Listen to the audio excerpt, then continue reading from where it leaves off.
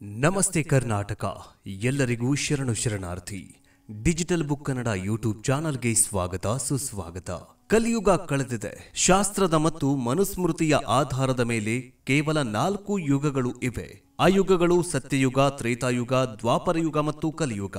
ಈ 4 ಯುಗಗಳ ನಂತರ ಅನಂತಯುಗ ಅಥವಾ ಆತ್ಯ ಸತ್ಯಯುಗ ಆರಂಭವಾಗಲಿದೆ ಅಂತ ಹೇಳಲಾಗುತ್ತೆ. ಅದರಲ್ಲೂ ಕಲಿಯುಗ ಅಂತ್ಯದ ಅಂತರ್ಗತದಲ್ಲಿ ಅನೇಕ ಘಟನೆಗಳು ನಡೆಯಲಿವೆ.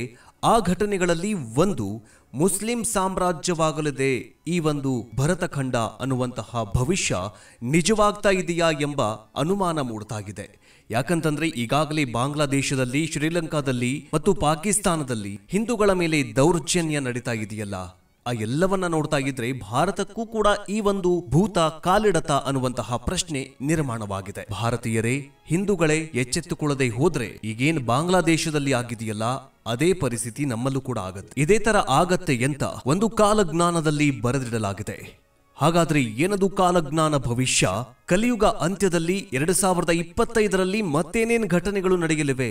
2032ಕ್ಕೆ ಸತ್ಯಯುಗ ಆರಂಭವಾಗಲಿದೆ ಅಂತ ಹೇಳ್ತಾರಲ್ಲ, ಅದರ ಹಿಂದೆ ಇನ್ನೂ ಕೂಡ 8 ವರ್ಷ 10 ವರ್ಷ ಇದೆ. ಆದ್ರೆ ಆ 8-10 ವರ್ಷದಲ್ಲಿ ಏನೆಲ್ಲ ಬದಲಾವಣೆಗಳು, ಏನೆಲ್ಲ ವಿಕೋಪಗಳು, ಯುದ್ಧಗಳು ಆಗಲಿವೆ ಅನ್ನೋದನ್ನ ಈ ವಿಡಿಯೋದಲ್ಲಿ ಸಂಪೂರ್ಣವಾಗಿ ತಿಳಿಸ್ಕೊಡ್ತೀವಿ. ಈ 8-10 ವರ್ಷದ ಯುದ್ಧದಲ್ಲಿ ಯಾರು ಗೆಲ್ತಾರಂತಂದ್ರೆ, ಯಾರು ಬದುಕುಳಿತಾರಲ್ಲ ಅವರೇ ಗೆದ್ದಂಗಂತೆ. 2032ರ ನಂತರ ಸತ್ಯಯುಗ ಆರಂಭವಾಗಲಿದೆಯಂತೆ. ಅದಕ್ಕೋಸ್ಕರ ಎಲ್ಲರೂ ಕೂಡ ಪುಣ್ಯದ ಕೆಲಸಗಳನ್ನ ಮಾಡೋಣ, ಅಂದ್ರೆ ಪೂಜೆ ಪುನಸ್ಕಾರಗಳನ್ನು ಮಾಡೋಣ, ಹಿಂದೂ ಧರ್ಮವನ್ನ ಕಾಪಾಡೋಣ, ಶಾಂತಿ ಸ್ಥಾಪಿಸೋಣ, ಎಲ್ಲೂ ಕೂಡ ಹಿಂಸೆ ಮಾಡೋದು ಬೇಡ. ಈ ಒಂದು ವಿಡಿಯೋನ ಉದ್ದೇಶವಾಗಿದೆ. ಬನ್ನಿ ಈ ವಿಡಿಯೋದಲ್ಲಿ ಏನೆಲ್ಲ ಆಗಲಿದೆ ಅನ್ನೋದನ್ನ ಕಾಲಜ್ಞಾನ ಭವಿಷ್ಯ ಭಾಗ 3ರಲ್ಲಿ ತಿಳಿದುಕೊಳ್ಳೋಣ. ಹಿಂದೆ ಆಗಿದ್ದು ಮುಂದೆ ಆಗುವುದನ್ನ ತಿಳಿದುಕೊಳ್ಳೋದಕ್ಕೆ ಯಾರಿಗೆ ತಾನೇ ಉತ್ಸಾಹ ಇರಲ್ಲ ಹೇಳಿ? ಅದರಲ್ಲೂ ಕಾಲಜ್ಞಾನಿಗಳು ಬರೆದಂತಹ ಭವಿಷ್ಯಗಳನ್ನ ಕೇಳಿದ್ರೆ ನಿಜಾನ ಅಂತ ಅನಿಸ್ಬಿಡತ್ತೆ. ಈಗ ಸೋಷಿಯಲ್ ಮೀಡಿಯಾದಲ್ಲಿ ಪುರಿ ಜಗನ್ನಾಥ ದೇವಾಲಯದಲ್ಲಿ ಸಿಕ್ಕಂತಹ ಒಂದು ರತ್ನ ಭಂಡಾರದ ಸೀಕ್ರೆಟ್ ರೂಮ್ ನಲ್ಲಿ ಸಿಕ್ಕಂತಹ ಪುರಾಣದ ಪುಸ್ತಕದಲ್ಲಿ ಬರೆದಿಟ್ಟಂತಹ ಭವಿಷ್ಯವಾಣಿ ಈಗ ಎಲ್ಲ ಕಡೆ ವೈರಲ್ ಆಗ್ತಾ ಇದೆ. ಆ ಒಂದು ಭವಿಷ್ಯವಾಣಿ, ಆ ಒಂದು ಕಾಲಜ್ಞಾನವನ್ನ ಬರೆದಿದ್ದೇ ಅಚ್ಯುತಾನಂದ ದಾಸ್ ಮಹಾರಾಜರು. ಹಳೆಯ ಓಡಿಯಾ ಭಾಷೆಯಲ್ಲಿ ಈ ಭವಿಷ್ಯವನ್ನ ಬರೆದಿಡಲಾಗಿದೆ. ತಮ್ಮ ಭವಿಷ್ಯವಾಣಿ ಮಾಲಿಕೆ ಪುಸ್ತಕದಲ್ಲಿ ಬರೆದಿಟ್ಟಂತಹ ರಾಮ ಮಂದಿರ ಭವಿಷ್ಯ ಎಂದು ನಿಜವಾಗ್ತಾ ಇದ್ದಂತೆ ಅಚ್ಯುತಾನಂದ ಕಾಲಜ್ಞಾನ ಭವಿಷ್ಯ ಮತ್ತೆ ಸುದ್ದಿಯಲ್ಲಿದೆ. ಕಲಿಯುಗದ ಅಂತರ್ಗತದಲ್ಲಿ ಸಾವಿನ ಸುನಾಮಿ ಏಳತ್ತೆ. ಆದರೆ ಅದಕ್ಕಿಂತ ಮುಂಚೆ 2024ರಿಂದ 2030ರವರೆಗೆ ಭಾರತಕ್ಕೆ ಅತಿದೊಡ್ಡ ಕಂಟಕ ಎದುರಾಗಲಿದೆಯಂತೆ.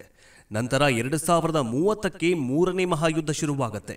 ಚೀನಾ ಸೇರಿದಂತೆ ಎಲ್ಲಾ ಮುಸ್ಲಿಂ ರಾಷ್ಟ್ರಗಳು ಒಟ್ಟಾಗಿ ಸೇರ್ಕೊಂಡು ಭಾರತದ ಮೇಲೆ ಯುದ್ಧ ಸಾರತವಂತೆ. ಆ ಯುದ್ಧ 6 ವರ್ಷ 6 ತಿಂಗಳು ನಡೆಯಲಿದೆಯಂತೆ. ಈ ಯುದ್ಧದ ಸಾರಥ್ಯವನ್ನ ಒಬ್ಬ ಬಾಬಾ ಮತ್ತು ಬ್ರಹ್ಮಚಾರಿ ಮಾಡ್ತಾರೆ ಅಂತ ಈ ಒಂದು ಗ್ರಂಥದಲ್ಲಿ ಬರೆದಿಡಲಾಗಿದೆ. 3ನೇ ಮಹಾಯುದ್ಧದ ಮುಂದಾಳತ್ವ ಭಾರತ ವಹಿಸಿಕೊಳ್ಳುತ್ತೆ. ಈ ಯುದ್ಧವನ್ನ ತಡೆಯಲು ಚಿರಂಜೀವಿಗಳಾದ ಆಂಜನೇಯ, ವೇದವ್ಯಾಸ, ಅಶ್ವತ್ಥಾಮ ಈ ಯುದ್ಧದಲ್ಲಿ ಪಾಲ್ಗೊಳ್ಳುತ್ತಾರೆ. ಈ ಯುದ್ಧದಲ್ಲಿ ಭಾರತವೇ ಗೆಲ್ಲತ್ತೆ, ಇಡೀ ವಿಶ್ವವೇ ಮತ್ತೆ ಹಿಂದೂ ಸಾಮ್ರಾಜ್ಯವಾಗತ್ತೆ ಅಂತ ಈ ಭವಿಷ್ಯವಾಣಿಯಲ್ಲಿ ಬರೆದಿಡಲಾಗಿದೆ. ಅದಕ್ಕಿಂತ ಮುಂಚೆ ಬಾಂಗ್ಲಾದೇಶದಲ್ಲಿ, ಶ್ರೀಲಂಕಾದಲ್ಲಿ, ಪಾಕಿಸ್ತಾನದಲ್ಲಿ ವಿಪ್ಲವ ಉಂಟಾಗತ್ತೆ. ಹಿಂದೂಗಳನ್ನ ಸುಟ್ಟು ಹಾಕ್ತಾರೆ. ಇಡೀ ವಿಶ್ವದಲ್ಲಿ ಭಾರತವೇ ಶಾಂತಿ ಪ್ರಿಯ ರಾಷ್ಟ್ರವಾಗತ್ತೆ. ಆದರೆ ಉಳಿದಂತಹ ರಾಷ್ಟ್ರಗಳಲ್ಲಿ ಹಿಂಸಾಚಾರ ಭುಗಿಲೆಳತ್ತೆ ಅಂತಲೂ ಕೂಡ ಬರೆದಿಡಲಾಗಿದೆ. ಹಾಗಾದ್ರೆ ಬನ್ನಿ ಅಚ್ಯುತಾನಂದ ದಾಸ ಸ್ವಾಮೀಜಿಗಳು ಬರೆದಿಟ್ಟಂತಹ ಭವಿಷ್ಯವನ್ನ ವಿವರವಾಗಿ ನೋಡ್ಕೊಂಡು ಬರೋಣ. ಹಿಂದೂ ಸಾಮ್ರಾಜ್ಯ ಆಗ್ಬೇಕು ಅಂತ ಅನ್ನೋದಾದ್ರೆ ಜೈ ಹಿಂದೂಸ್ತಾನ್ ಅಂತ ಕಮೆಂಟ್ ಮಾಡಿ. ಜೊತೆಗೆ ಬಾಂಗ್ಲಾದೇಶದಲ್ಲಿ ನಡೀತಾ ಇರುವಂತಹ ಹಿಂದೂಗಳ ಮೇಲಿನ ಹಿಂಸಾಚಾರದ ಬಗ್ಗೆ ನಿಮಗೇನನ್ಸುತ್ತೆ ಕಮೆಂಟ್ ಮೂಲಕ ತಿಳಿಸಿ. ಬನ್ನಿ ವಿಡಿಯೋವನ್ನ ಶುರು ಮಾಡೋಣ. ನಮ್ಮ ಶಿವನ ಆಜ್ಞೆ ಇಲ್ಲದೆ ಒಂದು ಹುಲ್ಲುಕಡ್ಡಿಯೂ ಅಲ್ಲಾಡೋದಕ್ಕೆ ಸಾಧ್ಯವಿಲ್ಲ.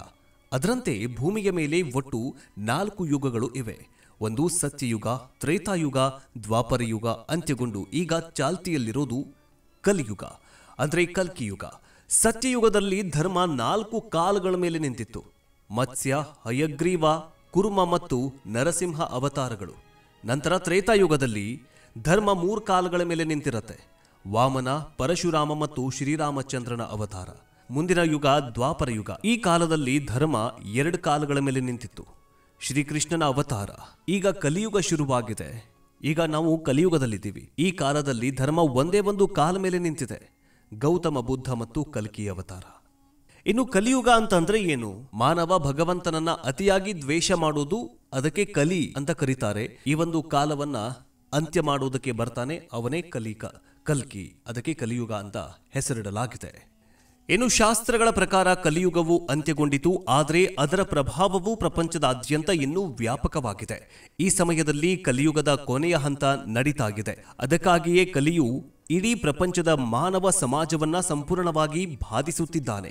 ವಿಶೇಷವಾಗಿ ಈ ಜಗತ್ತಲ್ಲಿ ಸಹೋದರರ ನಡುವೆ, ಪತಿಪತ್ನಿಯರ ನಡುವೆ, ಕುಟುಂಬಗಳ ನಡುವೆ, ಹಳ್ಳಿಗಳ ನಡುವೆ, ರಾಜ್ಯಗಳ ನಡುವೆ ಮತ್ತು ದೇಶಗಳ ನಡುವೆ ಕಲಿ ತನ್ನ ಪ್ರಭಾವವನ್ನ ಒಳಪಡಿಸುತ್ತಿದ್ದಾನೆ. ಇಡೀ ಜಗತ್ತು ಇಂದು ನರಳಾಗ್ತಾ ಇದೆ. ರೋಗ ರುಜಿನಗಳಿಂದ ಇಡೀ ಜಗತ್ತು ತತ್ತರಿಸಿ ಹೋಗಿದೆ. ಔಷಧ ಬಳಕೆ ಇಲ್ಲದೆ ಇಂದು ಮಾನವ ಸಮಾಜ ಬದುಕುವುದು ಕಷ್ಟಕರವಾಗಿದೆ. ಮುಂದೆ ಬರುವ ವರ್ಷದೊಳಗೆ ಇಡೀ ಜಗತ್ತು ಅನೇಕ ಭೀಕರ ವಿಪತ್ತುಗಳನ್ನ ಎದುರಿಸಲಿದೆ ಅಂತ ಈ ಭವಿಷ್ಯವಾಣಿಯಲ್ಲಿ ಬರೆಯಲಾಗಿದೆ. 1. ವಿಶ್ವಸಮರ. 3. ಆಹಾರ ಬಿಕ್ಕಟ್ಟು, ವಾಯು ಪ್ರಳಯ, ಜಲಪ್ರಳಯ, ಅಗ್ನಿ ಪ್ರಳಯ, ಭೂಕಂಪ, ಕ್ಷಾಮ, ಅಜ್ಞಾತ ರೋಗ, ಸಾಂಕ್ರಾಮಿಕ. ಮುಂದೆ 2025 ವರ್ಷದಲ್ಲಿ ಶನಿಯು ಮೀನರಾಶಿಯಲ್ಲಿ ಸಾಗುತ್ತಾನೆ. ಆಗ ಈ ಎಲ್ಲ ವಿಪತ್ತುಗಳು ತಮ್ಮ ತೀವ್ರ ಸ್ವರೂಪವನ್ನ ಪಡೆದುಕೊಳ್ಳುತ್ತವೆ. ಮುಂಬರುವ ಸಮಯದಲ್ಲಿ ಎಲ್ಲಾ ವೈಜ್ಞಾನಿಕ ಉಪಕರಣಗಳು, ಕಂಪ್ಯೂಟರ್ಗಳು, ಉಪಗ್ರಹಗಳು ಇತ್ಯಾದಿ ಸ್ಥಿರವಾಗತ್ತೆ, ಅಂದ್ರೆ ಬಂದ್ ಆಗತ್ತೆ ಅಂತ ಹೇಳಲಾಗಿದೆ. ಪ್ರಸ್ತುತ ಮಾನವ ಸಮಾಜ ರಕ್ಷಣೆ ಹೇಗೆ, ಮಾನವನ ಭವಿಷ್ಯವೇನು ಎಂಬ ಪ್ರಶ್ನೆ ಎಲ್ಲರನ್ನ ಕಾಡಬಹುದು. ಈ ಎಲ್ಲ ಪ್ರಶ್ನೆಗಳಿಗೆ ಉತ್ತರವನ್ನ ಭವಿಷ್ಯ ಮಾಲಿಕ ಅನ್ನುವಂತಹ ಗ್ರಂಥದಲ್ಲಿ ವಿವರಿಸಲಾಗಿದೆ. ಇದನ್ನ 600 ವರ್ಷಗಳ ಹಿಂದೆ ಒಡಿಶಾದಲ್ಲಿ ಜನಿಸಿದ ಪಂಚಸಖರು ಒಡಿಶಾ ಭಾಷೆಯಲ್ಲಿ ಬರೆದಿಟ್ಟಿದ್ದಾರೆ. ಹಾಗೆಯೇ ಈ ರಹಸ್ಯ ಪುಸ್ತಕ ಇಂದಿಗೂ ಕೂಡ ಜನರ ಮುಂದೆ ಬಂದಿರಲಿಲ್ಲ. ಪಂಚಸಖರಾದ ಅಚ್ಯುತಾನಂದ ದಾಸ್, ಬಲರಾಮ ದಾಸ್, ಶಿಶು ಅನಂತ ದಾಸ್, ಯಶವಂತ ದಾಸ್, ಜಗನ್ನಾಥ ದಾಸರು ಭಗವಾನ್ ಕೃಷ್ಣನ 5 ಸ್ನೇಹಿತರ ಪುನರ್ಜನ್ಮವಾಗಿತ್ತು. ಧಾಮ, ಸುಧಾಮ, ಸುಬಲ, ಸುಭಾವು, ಸುಭಕ್ಷ ಬರೆದಿರುವಂತಹ ಭವಿಷ್ಯ ಮಾಲಿಕೆಯು 1,84,000 ಗ್ರಂಥಗಳನ್ನು ಹೊಂದಿದೆ. ಒಡಿಶಾದಲ್ಲಿ ಪುರಿ ಜಗನ್ನಾಥ ಸ್ವಾಮಿಯವರ ಮಾರ್ಗದರ್ಶನದ ಮೇರೆಗೆ ಈ ಭವಿಷ್ಯವಾಣಿಯನ್ನ ರಚಿಸಲಾಗಿದೆ. ಭವಿಷ್ಯ ಮಾಲಿಕ ಕಲಿಯುಗವು 4,32,000 ವರ್ಷಗಳ ಬದಲಾಗಿ 5,125 ವರ್ಷಗಳಲ್ಲಿ ಯಾಕೆ ಕೊನೆಗೊಳ್ಳುತ್ತೆ, ಅದರ ಲಕ್ಷಣಗಳೇನು, ಅದು ಯಾವಾಗ ಕೊನೆಗೊಳ್ಳುತ್ತೆ, ಕಲ್ಕಿ ಭಗವಾನ್ ಎಲ್ಲಿ ಮತ್ತು ಯಾವಾಗ ಹುಟ್ಟುತ್ತಾನೆ, ಅವರ ಲೀಲೆಗಳ ಬಗ್ಗೆ, ಭಕ್ತರು ಹೇಗೆ ಉದ್ಧಾರ ಆಗ್ತಾರೆ ಮತ್ತು ಹೇಗೆ ರಕ್ಷಣೆ ಪಡೆಯುತ್ತಾರೆ ಎಂಬುದರ ಬಗ್ಗೆ ವಿವರಿಸಲಾಗಿದೆ. ಪ್ರಪಂಚದಾದ್ಯಂತ ಪ್ರಸ್ತುತ ನೈಸರ್ಗಿಕ ವಿಕೋಪಗಳ ಕಾರಣ ಹವಾಮಾನ ಬದಲಾವಣೆ ಅಂತ ನೀವು ಯೋಚಿಸ್ತಾ ಇರಬಹುದು. ಆದರೆ ಇದು ನಿಜವಲ್ಲ. ಇವುಗಳು ಕೇವಲ ಪ್ರಾರಂಭವಾಗಿದೆಯಷ್ಟೇ. ಮುಂದಿನ ದಿನಗಳಲ್ಲಿ ಅವು ಹಲವಾರು ಪಟ್ಟು ಅಧಿಕವಾಗಲಿವೆ ಅಂತ ಹೇಳಲಾಗಿದೆ.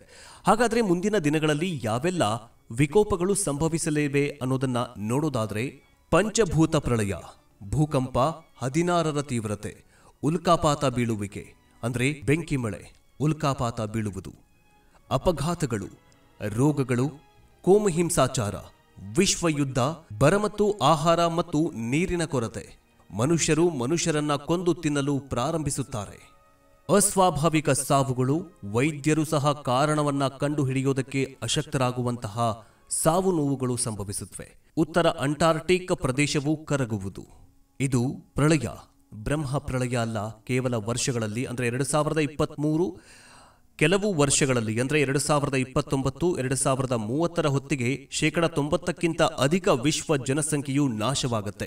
ಕೇವಲ 64 ಕೋಟಿ ಜನರು ಮಾತ್ರ ಉಳಿಯುವರು. ಭಾರತದಿಂದ 31 ಕೋಟಿ, ಪ್ರಪಂಚದ ಇತರೆ ಭಾಗಗಳಿಂದ 33 ಕೋಟಿ. 2024-25ರಲ್ಲಿ 3ನೇ ಮಹಾಯುದ್ಧ ಅಂದ್ರೆ ಈ ಯುಗದ ಪ್ರಕಾರ 4ನೇ ಮಹಾಯುದ್ಧ ಅಂದ್ರೆ ಶನಿಯು ಮೀನರಾಶಿಗೆ ಪ್ರವೇಶಿಸುವ ಸಮಯದಲ್ಲಿ ಪ್ರಾರಂಭವಾಗಲಿದೆ ಅಂತ ಬರೆದಿಡಲಾಗಿದೆ. ಇನ್ನು ಇದಿಷ್ಟೇ ಇಲ್ಲದೆ 13 ಮುಸ್ಲಿಂ ರಾಷ್ಟ್ರಗಳು ಸೇರಿಕೊಂಡು ಭಾರತದ ಮೇಲೆ ಚೀನಾ ಯುದ್ಧ ಮಾಡಲಿದೆ ಅಂತ ಈ ಒಂದು ಗ್ರಂಥದಲ್ಲಿ ಬರೆದಿಡಲಾಗಿದೆ. ಈಗಾಗಲೇ ಭಾರತವನ್ನ ನಡೆಸ್ತಾ ಇರೋ ಮೋದಿಯವರು ಪವರ್ಫುಲ್ ರಾಷ್ಟ್ರಗಳನ್ನ ತಮ್ಮತ್ತ ಸೆಳೆತಿದ್ದಾರೆ. ಅಲ್ಲದೆ ಯಾವುದೇ ಒಂದು ಡಿಸಿಷನ್ ತೆಗೆದುಕೊಳ್ಳಬೇಕಂದ್ರೂ ಅಮೆರಿಕ, ರಷ್ಯಾ, ಜಪಾನ್ ದೇಶಗಳು ಭಾರತವನ್ನೇ ಕೇಳೋ ಮಟ್ಟಕ್ಕೆ ಬಂದು ನಿಂತಿವೆ. ಇದಕ್ಕೆ ಪಕ್ಕದ ಚೀನಾ ದೇಶಕ್ಕೆ ಸಹಿಸಿಕೊಳ್ಳೋದಕ್ಕಾಗ್ತಾ ಇಲ್ಲ. ಚೀನಾದ ದೊಡ್ಡ ಮಾರ್ಕೆಟ್ ಆಗಿದ್ದ ಭಾರತ ಸ್ವದೇಶಿ ಅಂತ ಹೇಳಿಕೊಂಡು ಚೀನಾ ಪ್ರಾಡಕ್ಟ್ಗಳನ್ನ ಬ್ಯಾನ್ ಮಾಡಿತ್ತು. ಚೀನಾ ಆ್ಯಪ್ಗಳನ್ನೇ ಬೇಡ ಅಂತ ಮೋದಿ ಒಂದು ದೊಡ್ಡ ಕ್ರಾಂತಿಯನ್ನ ಮಾಡಿದ್ರು. ಮೋದಿ ಸ್ವದೇಶಿ ಮಂತ್ರವನ್ನ ಜಪಿಸಿದ್ರು. ಭಾರತ ಕೊಟ್ಟ ಹೊಡೆತದಿಂದ ಚೀನಾ ಕೋಟಿ ಕೋಟಿ ಲಾಸ್ ಮಾಡಿಕೊಂಡಿದೆ. ಆದ್ರೆ ಈಗ ಚೀನಾ ಭಾರತದ ವಿರುದ್ಧ ಸೇಡು ತೀರಿಸಿಕೊಳ್ಳೋದಕ್ಕೆ ತುದಿಗಾಲಲ್ಲಿ ನಿಂತಿದೆ. ಆದ್ರಿಂದ 16ನೇ ಶತಮಾನದಲ್ಲಿ ಬರೆದಿಟ್ಟಿರೋ ಅಚ್ಯುತಾನಂದ ಸ್ವಾಮೀಜಿಗಳ ಕಾಲಜ್ಞಾನದ ಪ್ರಕಾರ ಚೀನಾ 13 ಮುಸ್ಲಿಂ ರಾಷ್ಟ್ರಗಳ ಒಟ್ಟಿಗೆ ಸೇರಿಕೊಂಡು ಭಾರತದ ಮೇಲೆ ಯುದ್ಧ ಸಾರಲಿದೆ ಅಂತ ಭವಿಷ್ಯದಲ್ಲಿ ನುಡಿಯಲಾಗಿದೆ. ಈ ಯುದ್ಧವು 2024ರಿಂದ 2030ರ ಮಧ್ಯದಲ್ಲಿ ಆರಂಭವಾಗಲಿದೆ ಅಂತ ಹೇಳಲಾಗಿದೆ. ಈಗಾಗಲೇ ಚೀನಾ ಏನ್ ಮಾಡ್ತಾ ಇದೆ ಅಂತಂದ್ರೆ ಭಾರತದ ಸುತ್ತಮುತ್ತಲ ಇರುವಂತಹ ರಾಷ್ಟ್ರಗಳಿಗೆ ಫಂಡಿಂಗ್ ಮಾಡಿಕೊಂಡು ಅಲ್ಲಿ ಜನಾಂದೋಲನ ಹಿಂಸಾಚಾರವನ್ನ ಮಾಡಿ ಭಾರತದ ವಿರುದ್ಧ ಎತ್ತಿ ಕಟ್ಟುವ ಪ್ರಯತ್ನ ಮಾಡ್ತಾ ಇದೆ. ಈಗಾಗಲೇ ಬಾಂಗ್ಲಾದೇಶದಲ್ಲೂ ಕೂಡ ಆಗಿದ್ದು ಇದೆ, ಶ್ರೀಲಂಕಾದಲ್ಲೂ ಆಗಿದ್ದು ಇದೆ, ಪಾಕಿಸ್ತಾನದಲ್ಲೂ ಕೂಡ ಆಗ್ತಾ ಇರೋದು ಇದೆ.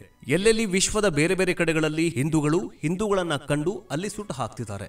ಇದರಿಂದಾಗಿ ಬೇರೆ ದೇಶಗಳಲ್ಲಿರುವಂತಹ ಹಿಂದೂಗಳು ಸೇಫ್ ಅಲ್ಲ. ಮರಳಿ ಭಾರತ ದೇಶಕ್ಕೆ ಬಂದ್ರೆ 2032ರ ನಂತರ ಇಡೀ ವಿಶ್ವ ಮತ್ತೆ ಹಿಂದೂ ರಾಷ್ಟ್ರವಾಗುತ್ತೆ. ಸೊ ಅಂದಿನಿಂದ ನಮ್ಮ ಆಟ ಶುರುವಾಗುತ್ತೆ. ಆದರೆ 2025ರಿಂದ 2030ರವರೆಗೆ ನಮ್ಮ ದೇಶಕ್ಕೆ ಅನೇಕ ಗಂಡಾಂತರಗಳು ಫಿಕ್ಸ್ ಅಂತ ಈಗಾಗಲೇ ಭವಿಷ್ಯವಾಣಿಯಲ್ಲಿ ಹೇಳಲಾಗಿದೆ. ಜ್ಯೋತಿಷಾಸ್ತ್ರದ ಪ್ರಕಾರ 2024ರಿಂದ 2030ರಲ್ಲಿ ಭಾರತಕ್ಕೆ ದೊಡ್ಡ ಕಂಟಕ ಗಂಡಾಂತರ ಅಂತ ಹೇಳಲಾಗಿದೆ. ಮುಂಬರುವ ವರ್ಷಗಳಲ್ಲಿ ಭಾರತದ ಮೇಲೆ ಯುದ್ಧ, ಬರಗಾಲ, ಭೂಕಂಪ ಮತ್ತು ಬೆಂಕಿ ಮಳೆ ಬೀಳಲಿದೆ ಅಂತ ಭವಿಷ್ಯದಲ್ಲಿ ಹೇಳಲಾಗಿದೆ. ಇದೆಲ್ಲದಕ್ಕೂ ಕಾರಣ 2025ರ ಶನಿಯು ಮೀನರಾಶಿಗೆ ಪ್ರವೇಶ ಮಾಡುವುದರಿಂದ ಭಾರತಕ್ಕೆ ಭಾರೀ ಕಂಟಕ ಅಂತ ಉಲ್ಲೇಖ ಮಾಡಲಾಗಿದೆ. ಇಷ್ಟೆಲ್ಲಾ ಗಂಡಾಂತರಗಳನ್ನ ದೇವರು ನಮಗೆ ಕೊಡ್ತಾ ಇದ್ದಾನೆ ಅಂತಂದ್ರೆ ಇದಕ್ಕೆ ಒಂದು ಸೊಲ್ಯೂಷನ್ ಇದ್ದೇ ಇರುತ್ತೆ, ಇದಕ್ಕೆ ಒಂದು ಪರಿಹಾರ ಇದ್ದೇ ಇರುತ್ತೆ. ಅದಕ್ಕೆ ನಾವೆಲ್ಲ ಏನ್ ಮಾಡ್ಬೇಕಂತಂದ್ರೆ ಮನೆಗಳಲ್ಲಿ ಹಿಂದೂ ಸನಾತನ ಧರ್ಮದ ಪ್ರಕಾರ ಪೂಜೆ ಪುನಸ್ಕಾರ ಮಾಡೋದು, ಹಿಂದೂ ಸಂಪ್ರದಾಯವನ್ನ ಎಲ್ಲರೂ ಮನೆಯಲ್ಲಿ ಪಾಲಿಸುವುದು, ಹೋಮ ಹವನ ಪೂಜೆ ಪುನಸ್ಕಾರಗಳನ್ನೆಲ್ಲ ಮಾಡಿದ್ರೆ ನಮ್ಮ ನೆಮ್ಮದಿಗೂ ಕೂಡ ಸಮಾಧಾನವಾಗಿರುತ್ತೆ, ಜೊತೆಗೆ ಪರಿಸರವೂ ಕೂಡ ಚೆನ್ನಾಗಿರುತ್ತೆ. ನಿಮ್ಮ ಕೈಲಾದಷ್ಟು ಗಿಡ ಮರಗಳನ್ನ ನೆಟ್ಟು ಸಮಾಜ ಸೇವೆ ಮಾಡಿ, ಪರಿಸರ ರಕ್ಷಣೆ ಮಾಡಿ. ಮುಂದಿನ ವಿಡಿಯೋದಲ್ಲಿ ಸಿಗೋಣ. ಜೈ ಹಿಂದ್, ಜೈ ಕರ್ನಾಟಕ.